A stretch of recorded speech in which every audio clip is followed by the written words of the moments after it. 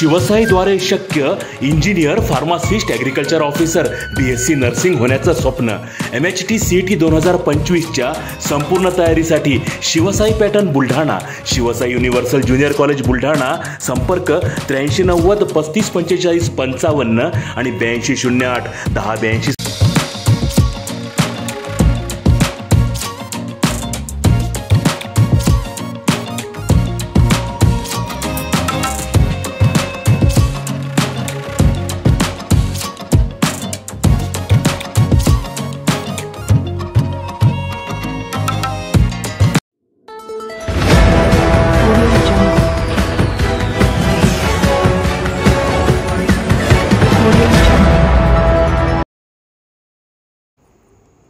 खामगावात नटराज गार्डनमधील मोठमोठ्या झाडांची केली कत्तल. पर्यावरण प्रेमींनी कत्तल झालेल्या झाडांना दिली सामूहिक श्रद्धांजली.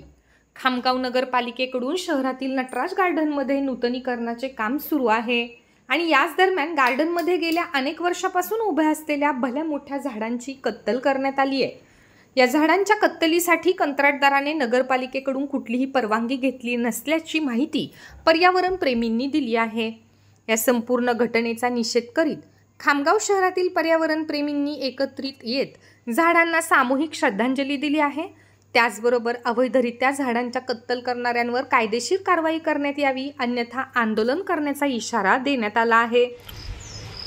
मुझे पता है कि यहाँ पर जितने भी लोग हैं वो करीबन 40-45 के ऊपर के हैं. कुछ यंगस्टर है जिनको पता नहीं होगा कि ये नटराज उद्यान जो है ये हमारा, आप सब निसर्ग से वाकिफ है, उनसे प्यार करते हैं, वृक्ष प्रेमी है.